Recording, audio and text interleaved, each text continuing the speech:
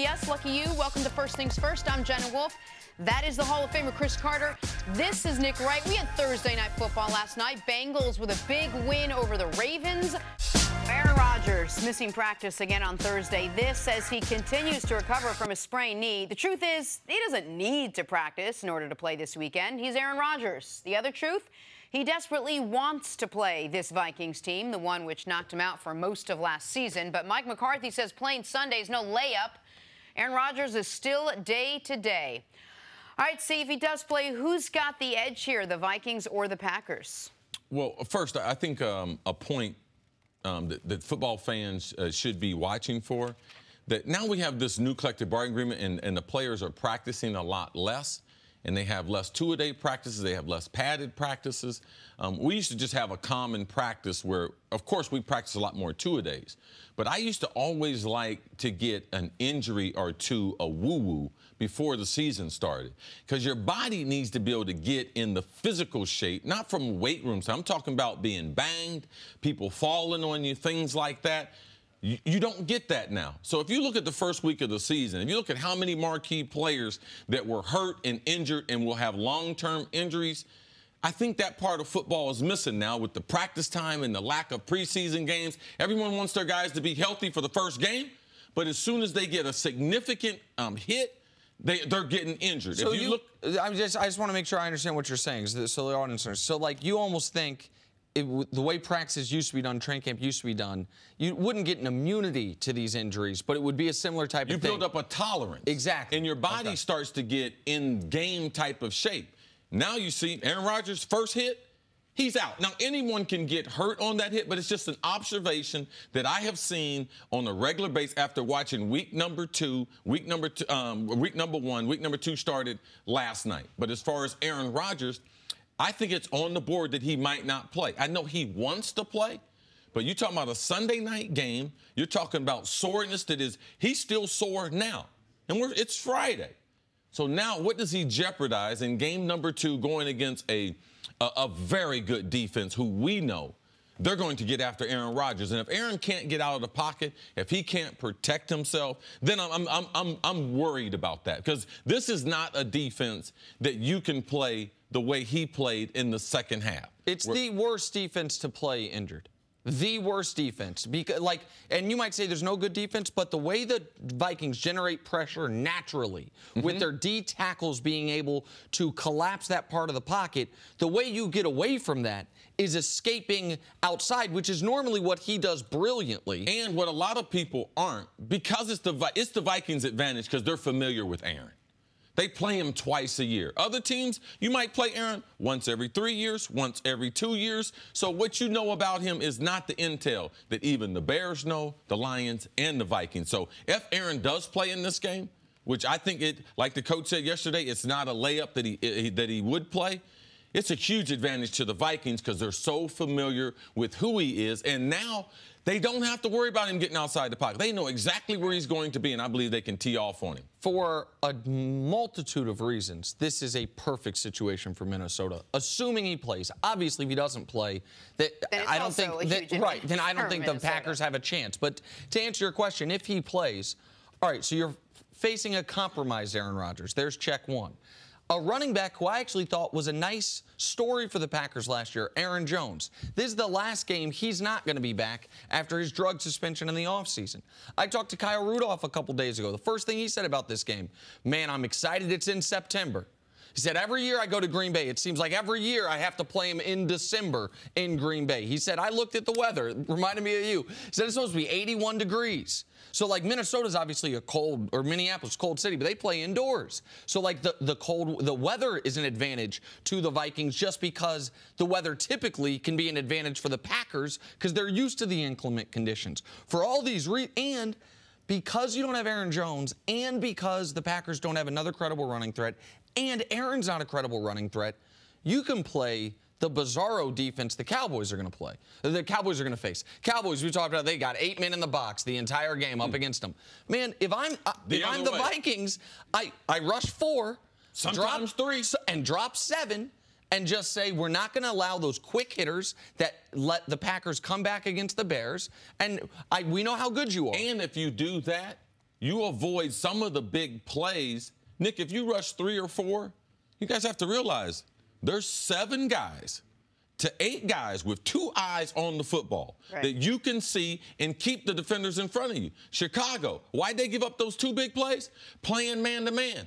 Eyes aren't on the quarterback. Eyes are on the wide receiver. They missed a tackle, and guys run off for big gains. So that's a huge point that you're talking about, an advantage for the Vikings defense, because they don't have to play man-to-man. They can sit back in zone and key on the wide receivers. And I would imagine, tell me if I'm wrong, I'm sorry to interrupt, just quickly, those quick-hitting plays, like a quick slant, if you have a receiver that knows how to run his routes and get a good release, that works great against man-to-man. Yes. But against a zone... 8-yard game. Right. But against a zone, it's a lot more dangerous. Like, those quick hitters against a zone can be interceptions the other way. And so, usually, to beat a zone defense, you need to give your wide receivers time to get to the soft spots in the zone. Rodgers, if he's compromised, he has to get the ball out quickly. And we haven't even talked about the Vikings defenders. Well, is it possible then that the Packers defense can keep them in this game then? I mean, Kirk Cousins is going up against Aaron Rodgers and the lure of the Green Bay Packers for the first time. I'm sure they're excited, but tell me about this Packers defense. The Packers defense did play well in the second half of the game. They do have some draft capital they spent on the secondary. You could see Nick Perry, a player who's been there for several years, getting a rush at the end of the game. They haven't had a consistent rush like that. Couldn't get off the field on third downs. We saw that in the second half. But the Vikings offense, we feel to be better. And I feel where they will struggle is their linebackers trying to guard Dalvin Cook. Dalvin Cook, we only saw small sample size of him last year. Kind of one-dimensional as a back, a good runner, but not a great pass receiver, only 11 catches. We saw him catch 6 passes in the first week of the game. So you know their offensive coordinator, him and Kyle Rudolph, I believe, are the difference makers in this game going against those linebackers. Kyle threatening the seam routes and down the middle, and Dalvin Cook coming out of the backfield running swings and circle routes. So, yes, I think that they do have an advantage, but those 2 players, I believe, take advantage of it. And if the Packers are going to win, the defense is going to have to play well. The Vikings, since the start of last season, they're 14-1 when they score at least 10 points. Like the only way people have been able to say that again. They're 14-1 if they get to 10 points, not 20 points or 21 points. They get to 10 points, that they usually take care of it from there. One key matchup, if the Packers are going to win, the only soft spot on this entire Vikings team, offense or defense, I would say is a few spots on the offensive line.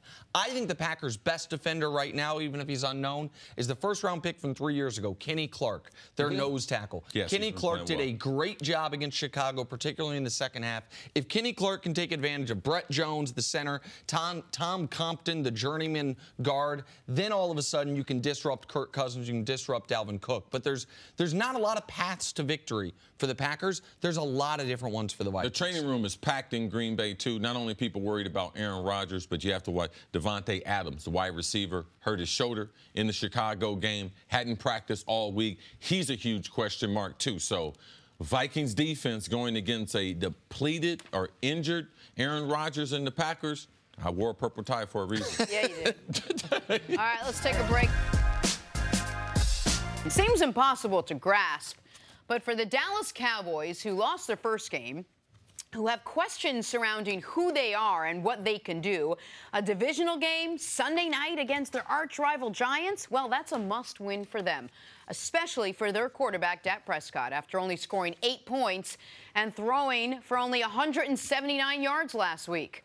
Dak Prescott knows he has to improve.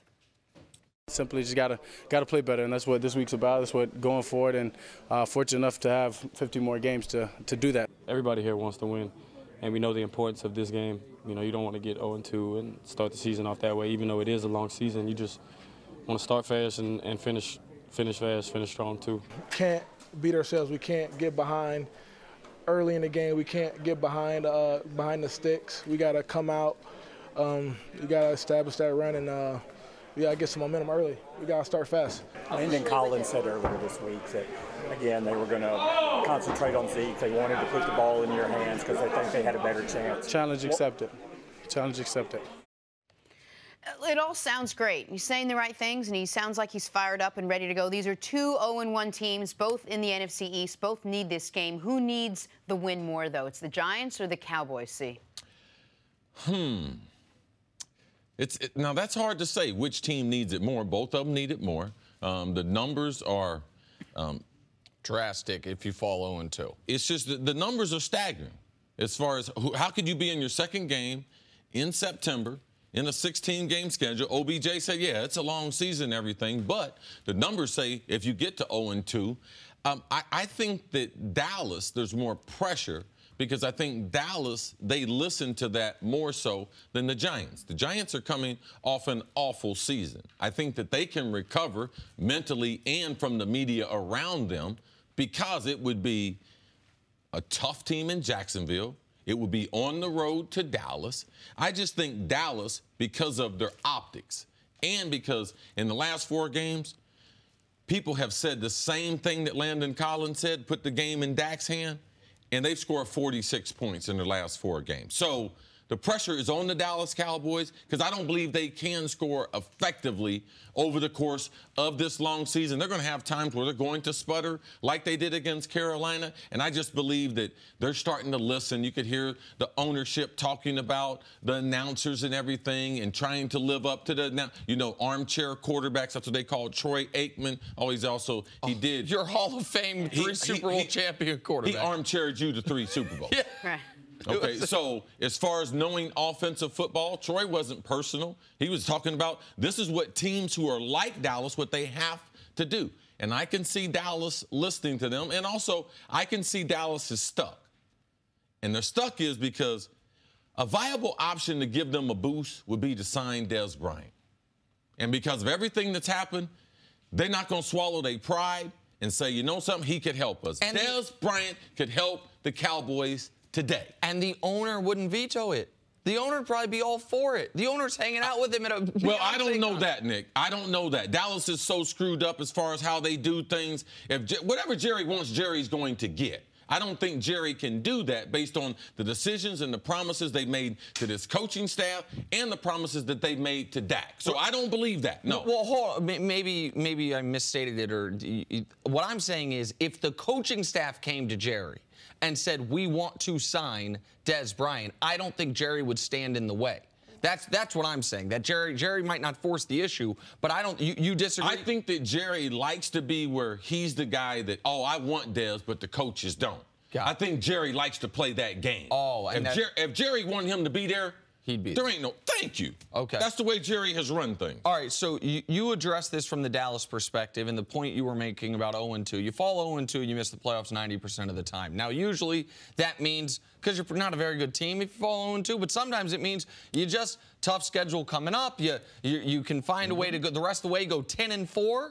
And 10 wins doesn't always get you there. I think there'll be a 10-win team left out in the NFC this year. And that's why I think this game for the Giants, given what they have coming up, is absolutely critical. The Giants' schedule leading into their bye, look at that. You're at the Texans, okay, winnable. Saints, 11 wins last year. Panthers, 11 wins last year. Eagles, 13 wins in a Super Bowl last year. Falcons, 10 wins last year. And then Washington. That's leading up to your bye. You have a month straight of double-digit win playoff teams from last year after this week. And seasons can get away from you quick. And if the Giants fall to 0-2, when they have games coming up where they will be underdog, underdog, underdog, underdog, underdog, 5 straight games where I think they will go into that game as the Vegas underdog, you can, the Darnold, Barkley discussions will start in full force in this city, and you will start saying, wait, what did we do this offseason? So I look at the Giants and I say they have to win this game.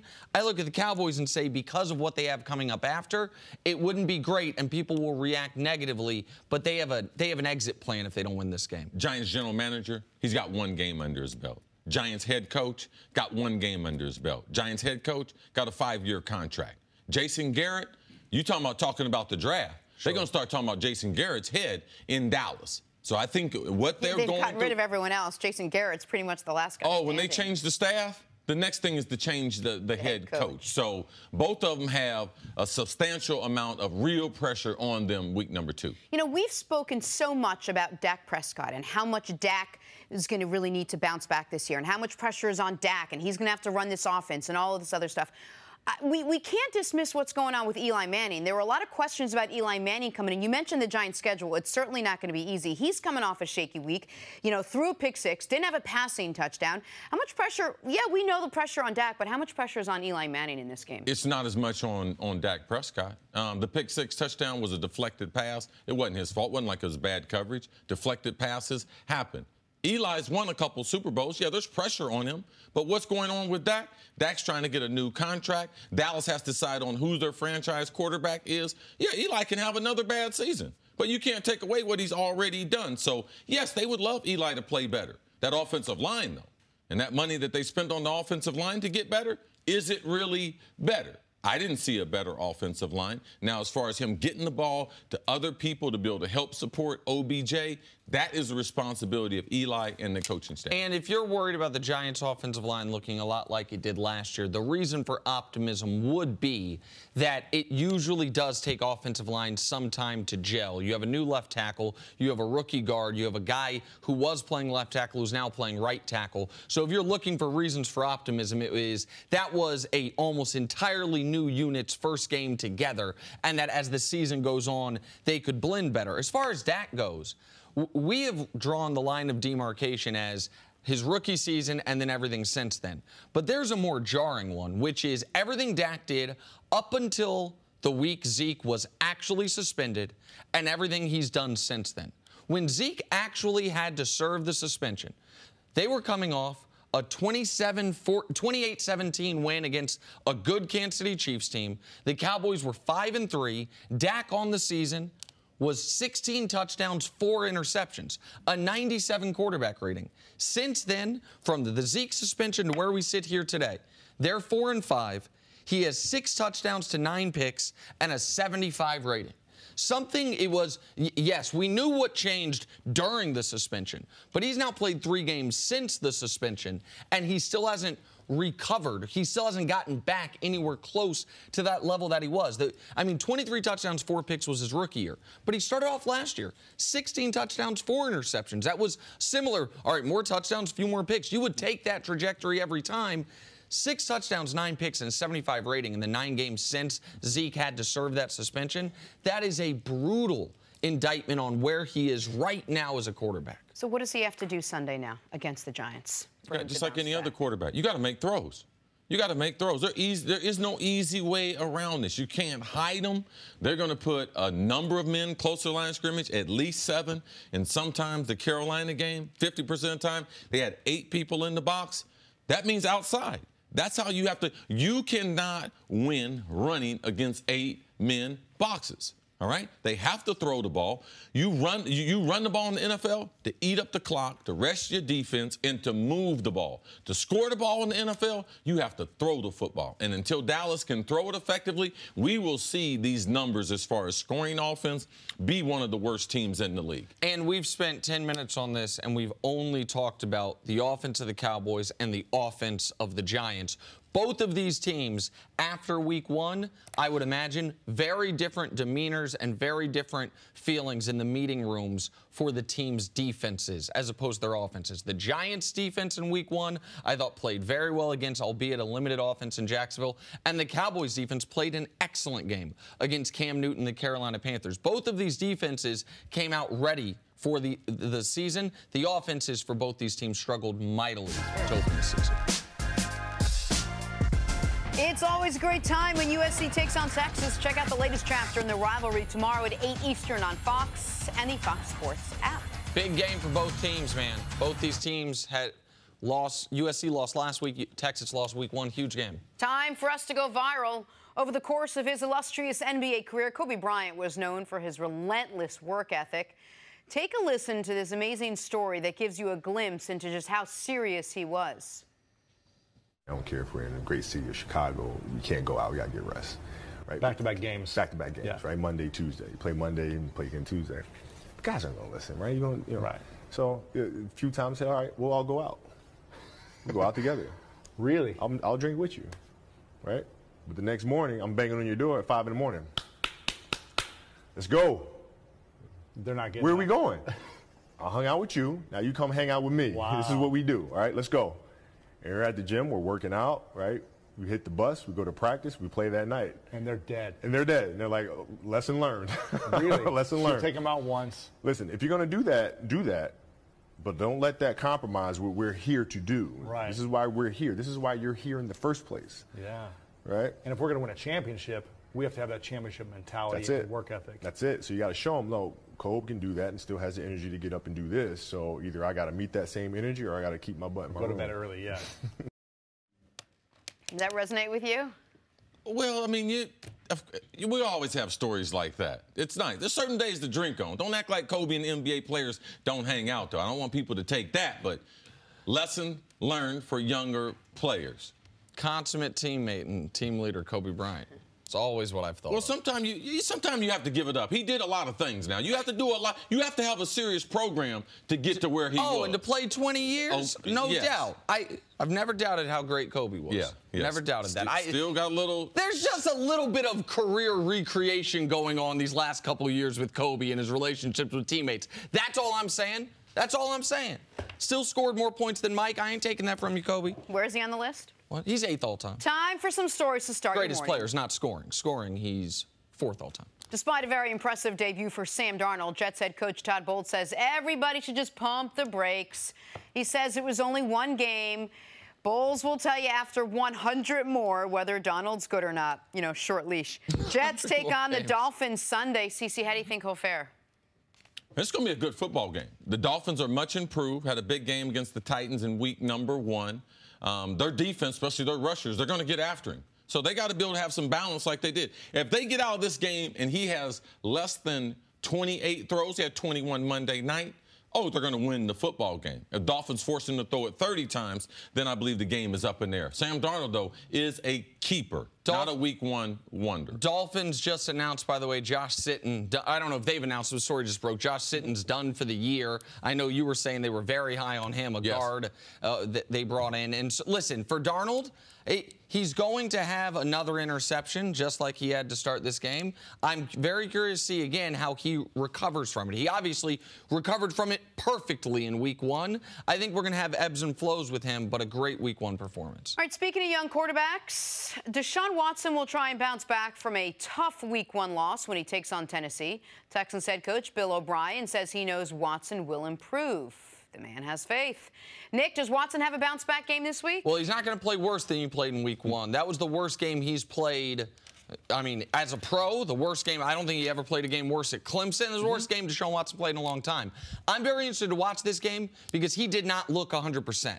He looked like a guy who was still recovering from the knee injury he suffered in practice midway through last year. There were some holes that last year he would have exploded through, and he didn't. So I'm curious to watch that part of this game as well. Well, he's got good film to watch because he's going to watch the Miami Dolphins and their wide receivers. Kenny Steele, in particular, took advantage of some pass coverage that the Titans had. So it's important, especially when you've been injured, that you have some early success. I thought him, Jimmy Garoppolo, both their numbers would come back. And I believe that we saw in week number 1 in Minnesota with Jimmy G, both of them things to be accurate. Speaking of Jimmy G, to the West Coast now, 2 winless teams square off this weekend as former Patriot Jimmy Garoppolo and the 49ers take on former Patriot Matt Patricia and the Lions.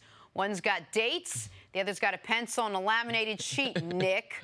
All right, Nick, who's got the advantage? Listen, I think the Lions, bless you, Jenna, I think the Lions have more talent than the San Francisco 49ers, and that's just not really about all the talent the Lions have. It's about the lack of talent the Niners have.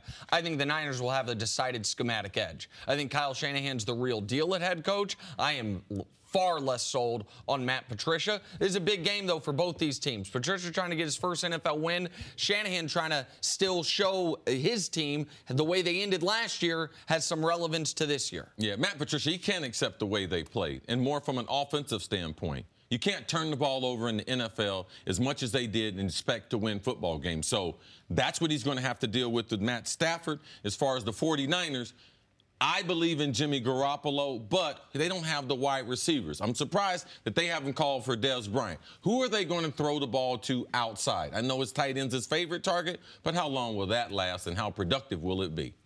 All right, finally, Thursday night football. A.J. Green, as we mentioned, had a big night, catching 3 touchdowns in the first half as the Bengals beat the Ravens 34-23. See, what was your biggest takeaway from this game? I like the fact that Andy Dalton was taking his reads and getting rid of the football. Good velocity. When Andy doesn't throw the ball deep down the field, he's got good velocity. He makes good reads on it. I felt like he was in control of the offense. And you got to feed A.J. Green. A.J. Green is not just a deep threat. I'm glad that they got the short passing game going with him to give him an opportunity that he could take advantage of the defense. He's a sensational player. I believe that we spend a lot of time talking about other guys who might be more glamorous, guys who are on Instagram. But A.J. Green's one of the best wide receivers, and he showed that with those 3 early touchdowns. And what you also saw on the Ravens side of things, which not surprisingly Nate Peterman and Josh Allen weren't able to take advantage of in week 1, but they missed Jimmy Smith now. Yes. Jimmy Smith, best player in their secondary out at the beginning of the season, and you saw A.J. Green and everybody really take full advantage of a weakened Ravens secondary. But I said this week, Week 1's confusing because we don't know what team to make something of from their first game. So Ravens-Bills, was it more about the Bills, or were the Ravens going to bounce back from nearly making the playoffs to being a really good team? Right now, the early returns are that Week 1 domination over Buffalo was more about Buffalo than about Baltimore. And you can also see them missing Jimmy Smith. He's suspended, I think, for 4 games. But they lost C.J. Mosley early in that game. Yes. He's the best defender on that defense. You could see a couple simple plays, even the shallow cross that they scored on. C.J. Mosley would have made that tackle for a short gain. So that part of their defense is going to have to be shored up with those 2 very, very talented defenders not being a part of it. And then quickly, I wanted to ask you about Joe Flacco. I think we saw a much better Flacco in week 1 than we did in week 2.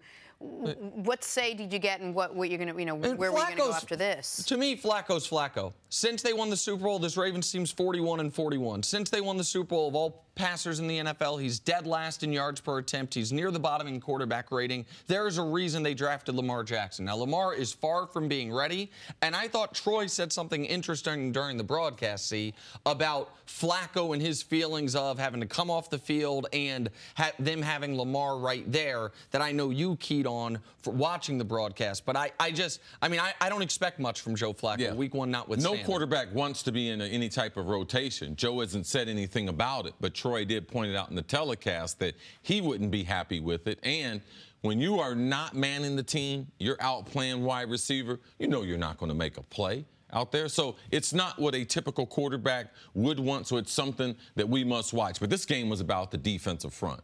They have now laid their offensive line to the Ravens. Ravens, no type of running attack. You get one-dimensional, those are the results you're going to see. Geno Atkins played an excellent game, which is not surprising from an excellent player. All right, let's move on now. If you were a fan of last year's AFC Championship game between the Patriots and Jaguars, you're in luck. Part 2 this weekend. Remember last year, Jacksonville almost upset the Patriots before Tom Brady started doing those Tom Brady-type things. Both teams currently sit at 1-0 heading into Week 2.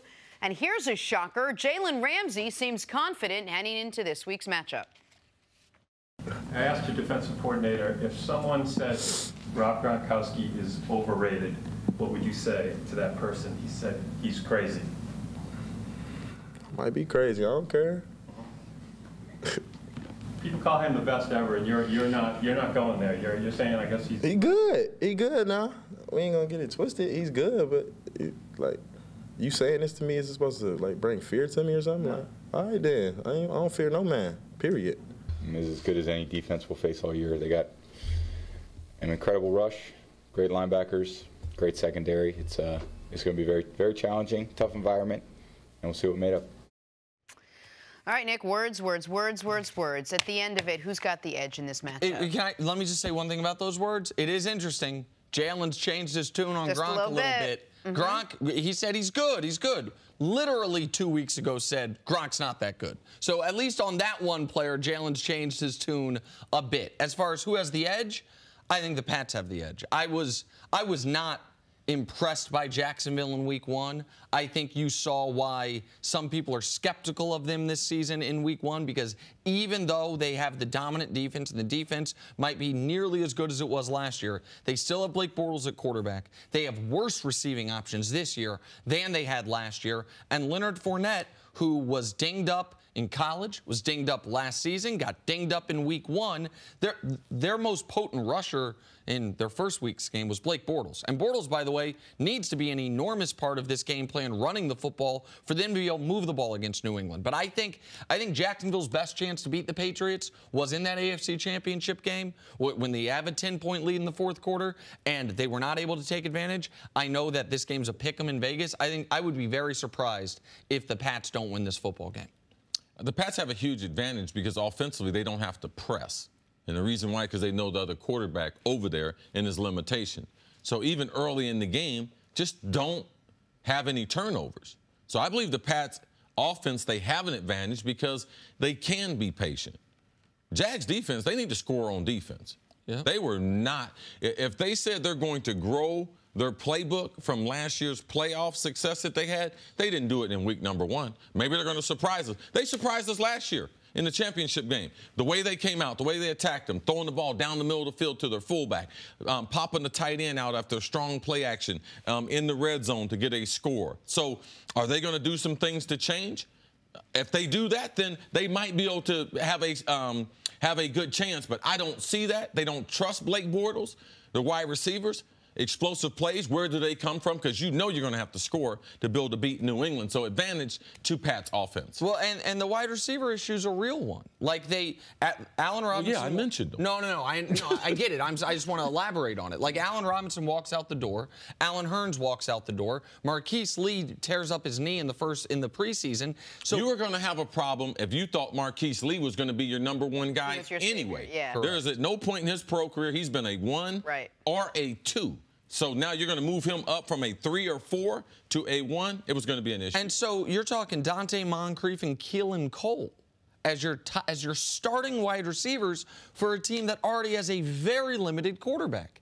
And so, yeah, you said they're going to have to score on defense. That's why they beat the Giants. They lose to the Giants if they don't score on defense. I think it was 7 possessions in the second half against the Giants. Punt, punt, punt, punt, punt, punt, punt. And they won the game because of that pick 6. And by the way, they'd have won that Pats game. They thought they scored on defense in the AFC Championship game. I think, in fairness, they kind of did score on defense. They're up 10. It's in the fourth quarter. The Pats run a trick play, and Miles Jack right here, if you remember it, that's a strip and going the other way, and they blew it dead. But there is no Patriot that's catching him there. That play right there doesn't get blown dead. The Jags are going to the Super Bowl there, but they did. And to me, that was their chance. That was their best chance. And I think the Pats are probably the best team in the AFC. I think the Jags are going to be fighting for a playoff spot in the AFC. So I don't look at this as a super close matchup the way I think a lot of people do. If Jalen Ramsey can somehow quiet or negate or slow down Gronk, can you squint and see a way for this Jags defense to at least do something with a somewhat limited Patriots offense? Oh, yeah, because if they can get some pass pressure, especially between the guard and center. You can't rely on steady pressure to be on the edge because Brady is able to avoid that, step up in the pocket. But if they can do what Brandon Graham did in the Super Bowl, if they can create pressure between the center and the guard gaps, then yes, there is a way. This is a good defense. I don't believe it's going to be a blowout. I believe it's going to be a close game. I think it was last year you were talking about when's the time the Patriots lose a game because they don't get to 17 points. I think I mentioned something. It might have even been leading up to this game. And you said, you just got to remind me. You got to show me the time that the Pats, we saw it happen to them, oddly enough, in a couple Super Bowl losses where their offense was really limited by the Giants. But typically, they're not losing a game because the offense gets totally stalled out. No. That's why it's, to me, such a tough matchup for Jacksonville. You got to get to 21. I think Jacksonville has to get to 21, and if they don't get that defensive score, I don't think they have enough of a potent offense to get there, especially without Leonard. We don't even know if go right. Ahead. So Leonard Fournette is a game-time decision heading into Sunday. I mean, what does that do for the Jags' chances, see? To me, I thought Leonard Fournette, I thought he was going to be a better pro than what he was. I thought that because the Jags, I thought they'd be more creative. Well, it's almost impossible to be less creative than the people at LSU in the way they use them. But the Jags, they're trying. I just wish they would come up with something creative because I believe he is a talent, but he's got to be used the right way. And you have to be able to try to use him as a wide receiver. He came back this year. He's lost some weight. He's having a hamstring problem. He hurt himself in the Giants game. But lack of creativity, you are not going to be a big banging back in the NFL for long. We saw DeMarco Murray retire after this season. Nick, how many seasons did he play? Played 8 years. You swore up and down he had played 10, 11 years. Like, this guy's been around. I said, no, they don't last long. So with Fournette, yes, he's a good player. But the lack of creativity with him in that offense, to me, it's, you know, it's hard for them to be an elite team when they don't have an explosive offense. And in Fournette's defense, when the other team is not scared of your quarterback at all and not scared of your wide receivers at all, they are going to jam the box and say, okay, Leonard Fournette, beat us. And he doesn't have that elite playmaking that Zeke or Saquon has. What he has is he's almost always the biggest, strongest guy on the football field. Till he got to the NFL. Exactly right. And so that's how he dominated LSU was. He was bigger and stronger than everybody. So even when they jammed the box against the non-creative LSU offense, he could run through people. That's a hell of a lot tougher for him right now. It's why he was under 4 yards per carry. Time now for stories to start your morning Thursday night football. A.J. Green had a big night. He caught 3 touchdowns in the first half as the Bengals beat the Ravens 34-23. CeCe, what was your biggest takeaway from this game?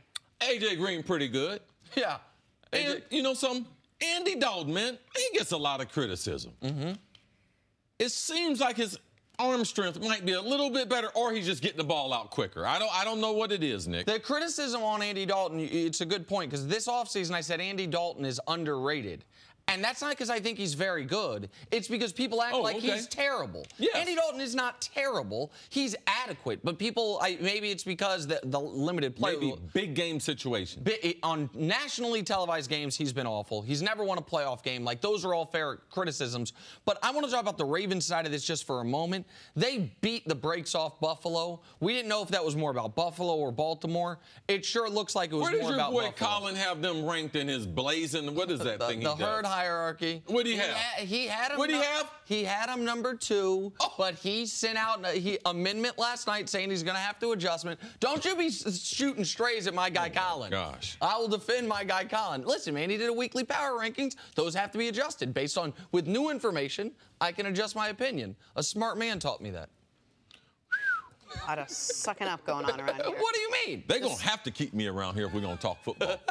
Despite a very impressive debut for Sam Darnold, Jets head coach Todd Bowles says everybody should just pump the brakes. He says it was only 1 game, and he'll tell you after 100 more whether Darnold's good or not. Jets take on the Dolphins on Sunday. CeCe, how do you think he'll fare in that one? Coach saying, give me that Gruden deal. That's what he's saying. Give me 6 years, because that's at the 100 games. Yep. I expect Sam Darnold to continue. What we have to be careful is how we judge him, because the Jets are going to be in great shape if he has less than 28 throws. 21 on Monday night. So let's judge it on that. Are they going to run the ball? Are they going to help? Are they going to create some turnovers? Because that defense is going to continue to be outstanding. Then that will protect a young quarterback. That's what we've seen in the history of the league. And this is a sneaky big game in the AFC East. Like, when we're trying to find wild card teams, there's not going to be 3 awful teams in the AFC East. We know Buffalo's bad. Yes. Miami and the Jets both start off a bit of a surprising 1-0. They're both slight underdogs in their first game of the year. So let's getting out to 2-0. You'll be at worst tied for first in the division. Nobody thinks either one of these teams can contend with New England, but can they contend with Cincinnati? Can they contend with the other teams that are going for the AFC wild card spot? That's something to watch. All right, speaking of young quarterbacks, Deshaun Watson will try and bounce back from a tough Week 1 loss when he takes on Tennessee. Texans head coach Bill O'Brien says he knows Watson will improve. The man seems to have faith. Nick, does Watson have a bounce-back game this week? He's not going to be worse, but his offensive line got worse. Going into the year, I said I thought it might be the worst offensive line in a few years in the NFL. And they lost their starting tackle, Seantrell Henderson, to the season 2 injury. They don't have a reliable running game. They need Deshaun to do everything for them offensively. Now, they've got excellent wide receivers, and they have Will Fuller in Week 1, and their connection last year was special. But Deshaun didn't look healthy to me. He didn't look 100%. Let me put it like that. He didn't look like he was back to being what he was last year. If he's healthier, he'll have a bounce-back game. No, he definitely will improve in week number 2. He admitted he made some mistakes that he typically wouldn't make, but also going against the Titans team. The Dolphins had some success through the air last week against them. Absolutely. All right, finally, another really big Week 2 game this weekend. This in the NFC South. Panthers and the Falcons. Both teams suffered tough injuries this week, with the Panthers losing Greg Olsen and the Falcons losing Deion Jones. But Matt Ryan thinks his Falcons are ready for a very familiar opponent. We know these guys well. They know us well. And I really believe that, these in-division games come down to, when you get your chances, whether it's 5-6 plays in a game, you have your opportunity, to make the explosive play, to score a touchdown. You got to take advantage of that. Very familiar with this team. Certain things that they've done. They've added a couple wrinkles in this offseason that I've seen on film. But at the end of the day, they are who they are, and they're a good team. We know that, and we're a good team too. So. It's just going to come down to the team who execute best and protect the football. Everyone's a good team. Which team is more good? Nick, what is the key to this matchup? Which team can deal with their injuries the best? Or maybe the better way to put it, which team can exploit the other team's injuries the best? Can the Panthers take advantage of the Falcons losing their starting strong safety, who I believe to be the best player in their secondary, and their starting middle linebacker, who I believe to be the best player in their linebacking core, and certainly the guy that adds the most speed to their linebacking core? They lost Keanu Neal and Deion Jones. Can the Panthers exploit that with horizontal passes, getting the ball in Christian McCaffrey's hands, having him make people miss in space? Flip side, can the Falcons take advantage of the fact that the Panthers didn't have their left tackle before the year, lost their right tackle in week 1, and if someone's going to help out a backup tackle blocking, it's the tight end in Greg Olsen. He is out as well. Can the Falcons put pressure on Cam Newton, force him, we know, under duress? Cam's accuracy is spotty in a perfect pocket. Under duress, it can get really bad. So who can exploit the other team's week 1 losses? Because if you were to ask me which two teams dealt with the most substantial injuries in week 1, it's the two teams playing each other in week 2. Cam is going to have to be spectacular. You talk about the injury to Olsen, him being out. How do they get third downs going against this nickel and dime defense with these backup players? Right now, you're going to have to play with backup. Cam's playing with his backup players. He's trying to attack backup players on that Atlanta defense that's going to be undersized. How many first downs can they generate? And the pressure is on the Atlanta Falcons. They should have won week number 1 in Philadelphia. They got New Orleans coming in week number 3. They can't afford to go at 0-2. Look for them to try to get Julio Jones involved in the game. He's dominated going against Carolina in the last several. the lineup in the red zone. In the last several years, don't go to 3 or 4 tight ends when you get in the red zone. Not real bright Sark. All right, he's the offensive coordinator, and the overall continuity between Sark in his second years as a coordinator and Matty Ice. Matty Ice put up unbelievable numbers with Kyle Shanahan. Kyle gone to San Francisco. Sark in his second year as a coordinator said that's all they worked on was red zone offense this offseason. Didn't pay dividends in week number 1 in the Thursday night matchup against the world champ Eagles. We talk about coaches on the hot seat, head coaches. Steve Sarkisian, if they continue to struggle in the red zone, his seat gets hotter and hotter by the week. So that is something to watch for the Atlanta Falcons every week is, do they finally look like the Falcons once they're in the scoring zone? Once they have 1 of 20 on passes in the end zone to Julio Jones over the last 2 years. That is an abomination. On the flip side, the Panthers keep drafting new corners because they keep looking for someone who can guard Julio Jones. They ain't found him yet. Josh Norman, they liked him. He couldn't guard Julio Jones. They let him leave. He put Julio 140 a game the last 4 years against Carolina. Watch him to have a huge game. Well, for the Falcons, the red zone situation is dire and made even worse because that's what they said they worked on all offseason. Absolutely. All right, let's move on to the Pittsburgh Steelers now. No doubt Big Ben wants to forget about last week's game against Cleveland. Despite not losing or winning that game, for that matter, Big Ben is looking to bounce back from that game where he turned the ball over 5 times. And even though he didn't practice all week with a sore elbow, he said he will be good to go this Sunday against the Chiefs. Cris Carter, what do you expect from Big Ben on Sunday? I expect Big Ben. Big Ben plays great at home. That's what he's done. And after injuries, man, Big Ben is a guy who can bounce back. Woe is me. Oh, my shoulder, my knee. Oh, he gets the extra attention. Oh, he don't mind the attention as far as his injuries. Ben, are you hurt? All the other quarterbacks. No, Ben. Yeah, my neck. My neck, man. My neck's been bothering me, man. And Tomlin went out of his way this week when he was asked about the injury. Said, listen, Big Ben's got an elbow. It had nothing to do with the loss or the tie on Sunday. Like, Tomlin was removing some of the excuses. So I expect Big Ben to bounce back, just not only because he's been that type of resilient player, but who you're going against. This secondary not real good. Oh, it's bad, actually. Oh, they weren't good last week. So it's like, oh, man, Ben will get back on track. And Juju Schuster, big game against the Browns. AB, they concentrated on him, were able to keep him in check. Expect both of them to have big game. They'll have a creative game plan. Last week, the Browns let Connor run the ball. So, Jenna, you was just wondering, hey, what about Connor? He got all them points, all those yards, right? In fantasy football? Yes. Right? They let him run. They let him have it because they didn't think he was going to beat them.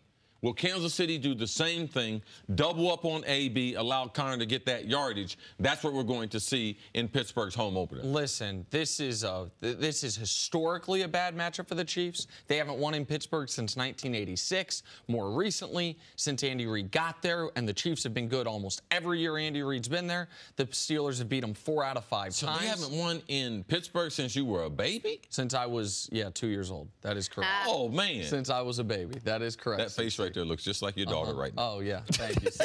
She is a baby. So, like, this is a team that always gives the Chiefs trouble, historically and recently. And I don't know how the Chiefs can stop the Steelers. This is a game where I think Big Ben could average 10 yards per pass. This is a game where I think Antonio Brown could have 185 yards receiving, a couple touchdowns, even if he's double teamed. Like, it's not only they don't have the corners, because they got rid of Marcus Peters because he's a problem in the locker room. He's not a problem when he gets pick sixes for the Rams, neither here nor there. But Eric Berry hadn't practiced in a month. Eric Berry's not going to play in this football game. I know they won't officially rule him out. I'm telling you, he ain't practicing. He's coming off a torn Achilles. He hasn't practiced in a month. He's not playing. So now we're talking about a starting secondary of Steve Nelson, Eric Murray, Ron Parker, and Kendall Fuller. Kendall Fuller was a nice nickel corner that they got over from Washington in the Alex Smith trade. He's not a starting outside corner. They also don't have a reliable pass rush. Like, the Chiefs are going to have to beat teams by overpowering them offensively. By Mahomes, Tyreek Hill, Kareem Hunt, Travis Kelce, that combination. The Steelers can match you weapon for weapon, even without L. Bell. I think it's an awful matchup for Kansas City. There's a reason, despite looking good in week 1 and the Steelers looking awful, that the Steelers are 5.5-point favorites. Like, I think the Chiefs are going to have to score 35 points to win this football game. I would be shocked if the Steelers don't get into at least the low 30s, and that's a big ask for Patty Mahomes. Now, he could do it, but Pat Mahomes also has yet to have a turnover in his very brief NFL career. Like, that's going to come as well. Do you have as much confidence? I mean, we talked about that yesterday.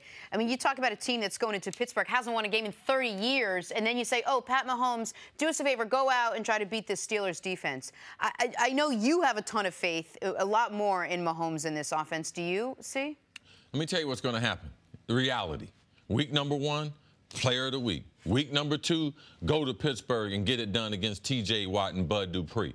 Oh, they're outside rushers. I believe these to be the best 2 in Pittsburgh in a long time. T.J. Watt, I think 3 sacks. He had 4, I think, credited. Then they gave 1 to Bud Dupree after the official stats and stuff were given out. But J.J.'s younger brother, outstanding. In the offseason, he was playing on the weak side of the defense where he wasn't great in space. He's playing on the strong side of the defense now where he's more accustomed. He can see the quarterback. He's going against smaller guys, too, not against the left tackle. He's going against tight ends and right tackle. So Pittsburgh feels if they have it right in these young players who they drafted and they're starting to come into their prime as far as getting after the passer, that's what he's going to see. And one of the reasons T.J. Watt was so effective, along with Bud Dupree in week 1, is the Steelers in that 3-4 defense. They have 2 outstanding defensive ends in Cameron Hayward and Stephen Tuitt. Like, those 2 guys, their ability to eat up blockers while TJ and Bud Dupree come on the outside. I would love to come here. If the Chiefs win this football game, we have to start talking about the Chiefs in a different way. Not just an exciting young team, but one of, right there with New England, is one of the best teams in the AFC. I don't think they can win this football game. Tyreek Hill, one more good game, and I'm going to consider him potentially to be a number one receiver. Oh, okay. Just one more. Just one The only thing holding him back is you evaluate him. That is so true. I appreciate that honesty. If I hadn't last year called Tyreek Hill a number one receiver and CC just shot it down, you would already be calling him number one receiver. You just don't want me to ever be right. No, I mean, you're right, but I mean, just every once in a while. Okay. Tyreek Hill, huge game last week. We got to take a break. Coming up, Tom Brady's got some words for the Jaguars defense. Hear from him next on First Things First. We're back here with Cris Canty. We are going viral. Check out this video from the Chiefs' official Twitter account saying, quote, walking into work versus walking out of work. That's Sammy Watkins walking in front and Tyreek Hill dancing behind him. Oh, I get it. I hadn't seen this. Sammy, with a very business-like approach. Tyreek out there dancing. He can do whatever he wants as long as he's riding out like he did against the Chargers in Week 1. Yeah, he's real fast. Yeah, he's special. Yeah, he's special. He's one of the, I understand John Ross had the fastest 40 time since Chris Johnson, tied for the fastest really since Dion of anybody. I feel like Tyreek Hill's faster with the ball in his hands than anybody in the league. Well, we haven't seen John Ross since college. My goodness. That's a good point. John Ross hasn't had a ton of opportunities. It's a great point. Yeah, it's like comparing him against a dead man. Hey, who's faster? The guy that's alive. Okay. Touche, sir. Stall him out, CC. Yeah. He loves his Kansas City receivers. Man, listen, he's so fast. He's faster than a guy I ain't never seen with the ball. Whoa. All right, I got to hold that out. It's a great counterpoint. Sorry, Jenna. As all right. A rematch of last year's AFC Championship game between the Patriots and the Jaguars, but this one with a hair more fireworks. Last year, Jacksonville almost upset the Pats before Tom Brady lit it up. This year, Jalen Ramsey spent his offseason criticizing players he deemed overrated. He mentioned Gronk. Interesting. Also interesting, Jalen Ramsey seems confident heading into this week's matchup. Listen to this. I asked your defensive coordinator, if someone said Rob Gronkowski is overrated, what would you say to that person? He said he's crazy. Might be crazy. I don't care. People call him the best ever, and you're not going there. You're saying, I guess he good. He good now. We ain't gonna get it twisted. He's good, but like, you saying this to me is supposed to like bring fear to me or something? Like, all right then, I don't fear no man. Period. It's as good as any defense will face all year. They got an incredible rush, great linebackers, great secondary. It's going to be very challenging, tough environment, and we'll see what made up. Jalen Ramsey doesn't fear any man. Nope. Cris Canty, no man. Even though it's quite a little bit of a different tune than he was singing in the offseason when he talked about Gronk. All right, who's got the edge in this rematch? The Pats offense or this Jaguars defense, Canty? I'm going to say it's the Pats offense just because we know what they are. The Patriots are going to score points. That's just what it is. It's going to be, somewhere between 21 and 28 points. I think they averaged 28 points a game last year. You saw what they did this year in that opening game against the Texans. So we know what the Patriots are. So I think this is going to be up to the Jaguars offense to be able to match points. So defensively, I know that the Jaguars, they're going to try to take away Rob Gronkowski. You saw in that AFC title game, he only had one catch before he got knocked out with that concussion. But, I mean, they're going to have a plan to deal with Rob Gronkowski. It's about the other guys, and Tom Brady always finds a way because that's just what he and Bill Belichick do. But looking at the Jacksonville Jaguars, they're going to have to find a way to be able to move the football. You saw it in that Giants game after midways through that second quarter where Leonard Fournette got knocked out. They struggled to move the football. They had one scoring drive where they got the ball at midfield. But other than that, they weren't able to move the ball. Only 4 first downs after that drive. So, I mean, that's a struggle for this Jaguars team offensively. Leonard Fournette's banged up. I think T.J. Yeldon is a serviceable running back, but he's not the difference maker that Fournette is for that offense. So I'm going to say that the Patriots have the advantage in this matchup because I don't know that the Jags offense is going to be able to match points with Tom Brady. Yeah, Pat's offense definitely do have the advantage. New England, they don't listen to any of the interviews that other teams do.